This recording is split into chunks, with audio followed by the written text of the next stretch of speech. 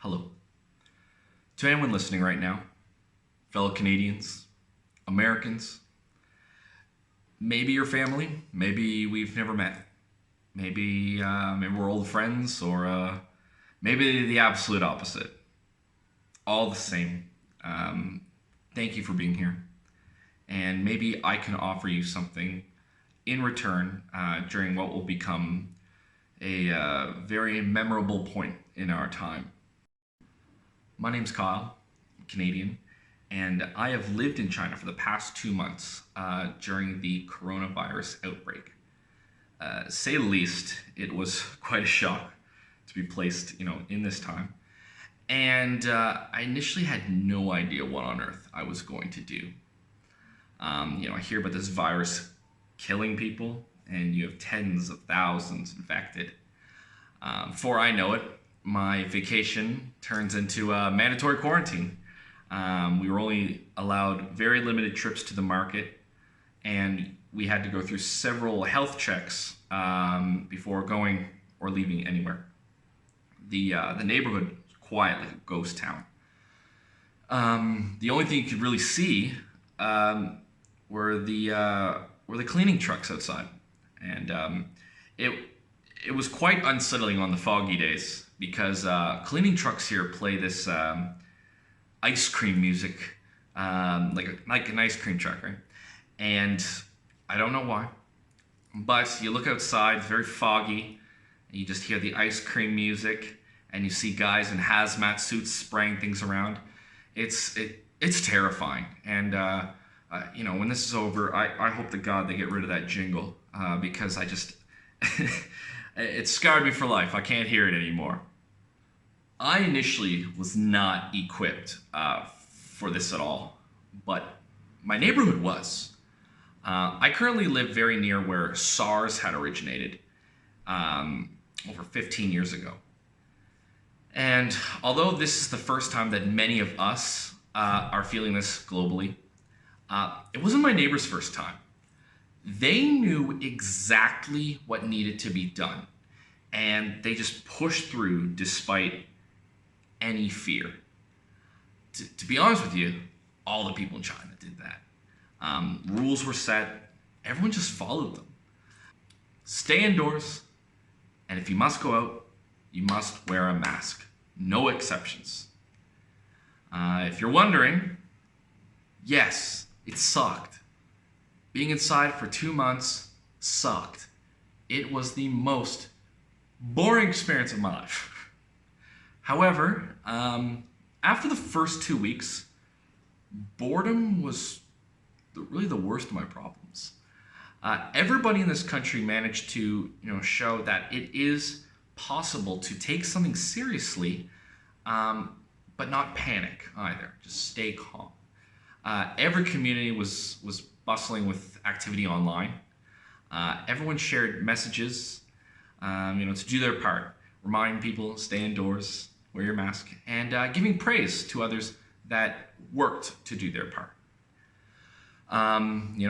We complained together about the boredom, being indoors, but we found ways to entertain each other.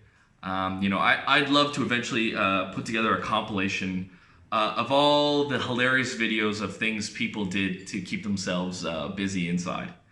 Some of them are brilliant. And, feeling like that I wasn't alone in this experience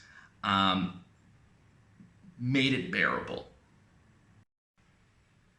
Now, China's begun to see light at the end of the tunnel, which is incredible. But we can't forget, how many people had to die because of this. With that said, because, people came to understand what was going on, came to peace with it, the spread has almost entirely come to a halt. And I can feel that relief in my heart, especially as some of the restrictions on us are starting to let go.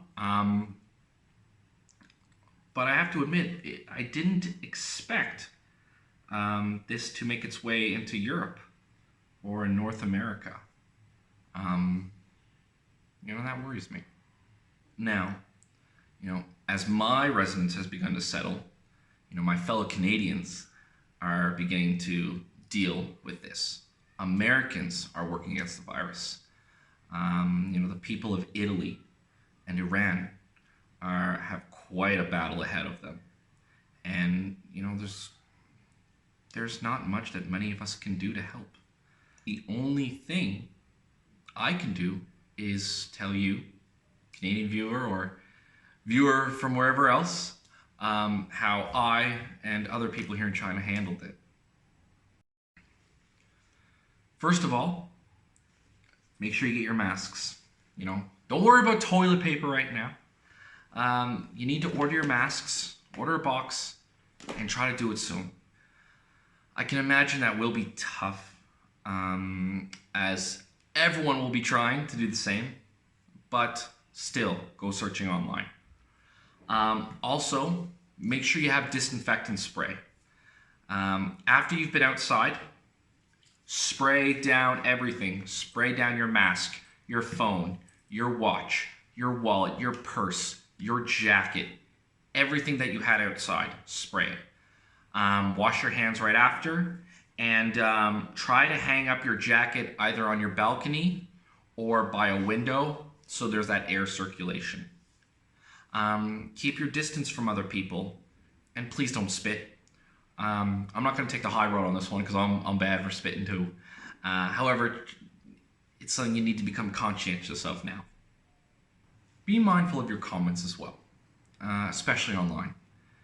During this time, if it isn't helpful, it's hurting.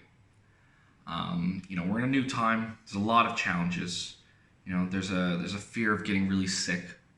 There's fear of losing work, income, and fear of whatever else may follow. And when we're afraid and we're in pain, it can be tempting to make comments that are that could be offensive or very ignorant. To try to make peace with what's going on. In the past, I've been guilty of doing this before. So I'm not going to chastise anyone who may have done this already. However, I would ask, please begin to think about what it is you say. Blaming can feel like immediate relief, but it just sustains that level of panic. And, this time relies on everyone reminding themselves, that they have an important job to do.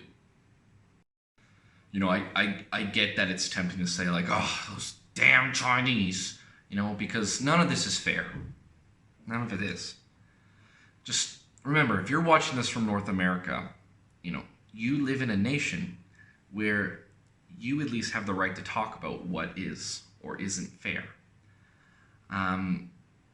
It might not seem like much, but many other countries do not give their people that right, to discuss what is or isn't fair. No matter what's happening right now, this virus cancels that event, cancels your travel plans, shuts down that wedding or whatever else, doesn't rob you of your right to speak. It's a beautiful thing, so, please use that wisely. And if you see anyone making comments that are inappropriate, no need to put on your white knight armor and run to the keyboard and tell them that they're a racist piece of garbage. That's equally unhelpful. Because remember, people right now are going to make comments, but they're not necessarily from a place of hatred or racial supremacy or dominance or any of that. It's most likely coming from a place of fear, frustration, helplessness. And yeah, it's heavily misguided, but it's someone doing what they think will help them cope. So if you see that, either you try to suggest a different train of thought, or just disengage. Attacking someone else right now is indeed, disregarding their pain. And it's only, it really only serves to elevate yourself. And as I said, if it's not helping, it's hurting. And that applies to everything, just like that. Everyone in China struggles with the same thing as well. You know, we aren't exactly thrilled with the individual who was illegally selling bats to be eaten. This has caused much heartache in the lives of over 1 billion people that live here. Local and expat alike. The reality is, people aren't regularly just eating bats or any other wild animals in a field. That's not the normal. I wouldn't even call it uncommon. It's below that. Unfortunately, some of these wild animals as food are attached to some superstition, and there's a small number of people that are susceptible to believing it. And everyone here in China is paying for that as well. I had a few people ask me, why didn't you leave China when all of this started? I'll try to keep it brief. Before I came to China, I'd struggled heavily with mental health issues, and I wasn't really able to get my hands on resources or things that would help me. And so I turned to substance abuse, which led to a whole slew of stupid decisions, rude comments. So to put it lightly, I was not an easy bloke to deal with that year before I left. But when I came here, it saved my life. And no, I'm not exaggerating. Coming here gave me that chance to be able to afford resources that I needed, help me become fully sober, help me improve my education, earn a savings, and develop another language to help me improve my employment opportunities. I grew up in Canada, but in some ways, I also grew up in China. And that makes China my home now, too. And the idea of leaving never really crossed my mind. So, if you're living in Canada or anywhere else, remember that's your home. And it's your obligation to not only keep yourself safe, but everyone around you safe. Governments around the world are working to provide relief. So please follow all mandates and, do your part to prevent the spread. We will make it out on the other side. And although we've lost some people, it's our job to ensure that we don't lose any more. I wish you well, whoever you are. I wish you all the best. And I hope you keep safe. Thank you, and good luck.